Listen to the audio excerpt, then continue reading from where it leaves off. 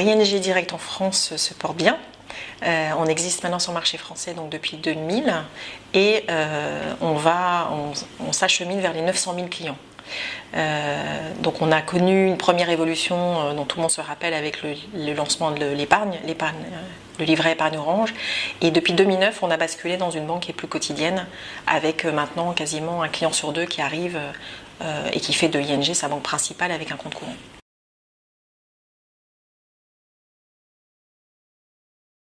En France, en fait, tout ce qui a été notre travail depuis 10 ans, c'est de simplifier le monde bancaire et donc de fournir une expérience aux clients qui soit à la fois beaucoup plus simple parce qu'on réduit volontairement le nombre de produits à un produit par besoin et ensuite des processus et des services qui permettent, à travers justement de la simplicité, des interfaces extrêmement simples, aux clients de reprendre la main et de comprendre parfaitement ce à quoi ils souscrivent et comment ils utilisent ces produits. Donc on a vraiment à cœur de développer l'autonomie de nos clients. Maintenant, en fait, on s'attache à travailler à la nouvelle génération de banques. Donc pour l'instant, je ne pourrais pas vous dévoiler encore ce qui va sortir, mais on étudie toujours en partant des besoins de nos clients, parce que c'est vraiment la façon dont on fonctionne, comment on va pouvoir continuer d'améliorer la banque. 96% de nos clients nous recommandent à leur entourage et donc c'est source de la moitié des nouveaux clients en fait chez ING. Donc à travers de la recommandation type parrainage ou recommandation orale qui est peut-être faite auprès de ses amis. Sur la partie média, on utilise, alors on a fait un chemin un peu inverse, c'est-à-dire qu'on est tombé dans des répartitions de budget très en faveur du digital. On a eu des années où on a beaucoup baissé l'offline, on a fait beaucoup de digital. On est revenu en arrière pour des raisons d'efficacité et donc on utilise un binôme télévision digital avec un rôle du digital qui est véritablement de récolter les prospects chauds. Donc on génère de l'intérêt à travers de la télé, on explique le positionnement de la marque et ensuite les gens viennent sur le digital, ceux qui sont intéressés, pour parler avec d'autres clients. Donc ils font ça à travers notre site Facebook où avec 50 000 fans, on est une des principales banques représentées sur les réseaux sociaux et ils peuvent recueillir et voir directement le type de relation qu'on a avec nos clients. Et ils peuvent également, à travers la chaîne YouTube ou l'ensemble des canaux et des matériaux vidéo qui sont à disposition, se rendre compte de l'expérience client, donc à travers des petites vidéos explicatives et puis à travers du contenu qu'on va leur donner sur les produits et l'expérience ING. On combine deux objectifs. On a un objectif qui est véritablement de permettre de la transformation directe aux prospects les plus chauds. Donc ça se fait à travers le search qui demeure un canal extrêmement important. L'affiliation qu'on a beaucoup recadrée sur quelques partenaires clés et des ad exchange, donc du display à la performance où on utilise et en display en fait quasiment uniquement les ad exchange maintenant. Où on travaille beaucoup des stratégies de retargeting et remessaging. Donc on est vraiment sur cette optimisation de parcours-là. Et après, dans l'autre objectif qui est plus de travailler des prospects qui ne sont pas complètement prêts à transformer mais qui sont quand même assez chauds, on va travailler la recommandation à travers la mise en lien avec les fans de la marque ou l'exposition à des contenus de marque.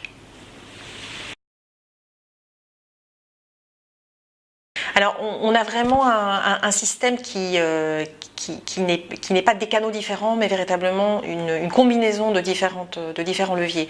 Donc, pour faire très simple, on a la télévision qui va générer du volume et qui va générer des recherches, notamment marques, et également booster les taux de transformation sur le search générique. Ensuite, les gens qui se seront approchés de nous parce qu'ils ont visité soit notre page Facebook, soit le site internet, vont ensuite, s'ils n'ont pas immédiatement transformé, vont être retraités par des ad exchange. Donc on arrive à avoir des très beaux taux de transformation, des coûts intéressants, avec une volumétrie finalement d'achat qui reste relativement maîtrisée, puisqu'on est sur du retargeting de gens qui sont déjà très chauds. Je pense que les banques en ligne en fait deviennent de plus en plus définies en tant que telles et c'est la raison pour laquelle d'ailleurs dans notre nouvelle campagne on ne parle plus de banque en ligne mais on est sur un nouvel modèle de banque avec une promesse qui est améliorer la banque. Une banque dans laquelle on fait l'essentiel de ses contacts et de ses transactions en ligne va devenir la norme avec, pour des moments de vie bien isolés, le recours à un conseiller. Et ce conseiller, ce qu'on voit c'est qu'il est de plus en plus à distance, parce que ça correspond au mode de vie, et également à une nécessité d'expertise en fait, demandée par les consommateurs qui sont de plus en plus sachants. Et donc il est presque paradoxalement plus facile de générer une grande qualité d'expertise quand on a des conseillers qu'on gère à distance que des conseillers en agence. Donc moi je pense que si on se projette assez loin en termes de génération, il y a encore une partie de personnes qui sont un peu plus âgées qui ont besoin de réassurance physique. C'est la raison pour laquelle d'ailleurs même chez ING on a des points physiques. On en avait un à Paris et on a lancé au mois de novembre un point à Lyon. On sait qu'il y a des moments sur certaines cibles où ça va être un facteur de réassurance.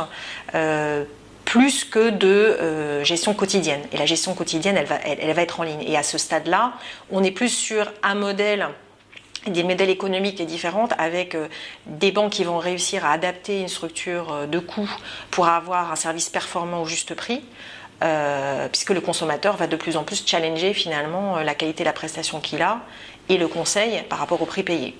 Et donc c'est là où je pense que le modèle des banques en ligne, en tout cas performant d'un point de vue coût, va forcément avoir des répercussions sur l'ensemble de l'industrie.